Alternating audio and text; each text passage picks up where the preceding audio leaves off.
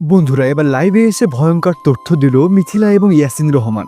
অন্তরার পেটের বাচ্চা নাকি রাকিব হোসাইনের নয়। তাহলে এই বাচ্চা কার? আর অন্তরার কি বাচ্চা হবে, ছেলে নাকি মেয়ে?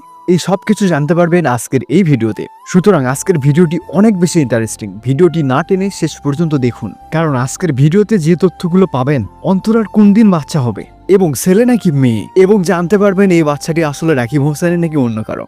বন্ধুরা, রাকিব হোসাইন বর্তমান সময়ে বাংলাদেশের সব থেকে বড় একজন ইউটিউবার। আর রাকিব হোসাইনের ওয়াইফের নাম হচ্ছে নুসরাত জাহান অন্তরা। সম্প্রতি রাকিব হোসাইন ঘোষণা দিয়েছেন নুসরাত জাহান অন্তরা প্রেগনেন্ট এবং খুব দ্রুত তার বাচ্চা হবে। এরই মধ্যে মিথিলা রহমান লাইভে এসে মুখ খুললেন। তিনি বললেন, আমি জানি এই বাচ্চা রাকিব হোসাইনের নয়। নুসরাত জাহান অন্তরার একটি গোপন প্রেমের সম্পর্ক ছিল। এই বাচ্চা নাকি সেই ছেলের। বন্ধুরা, তাহলে এবার কি হবে অন্তরার? আর রাকিব হোসাইন কি তাকে নিবে? কি হতে চলেছে রাকিব হোসাইন টিমের ভবিষ্যৎ? জানতে হলে চোখ রাখুন আমাদের এই চ্যানেলে।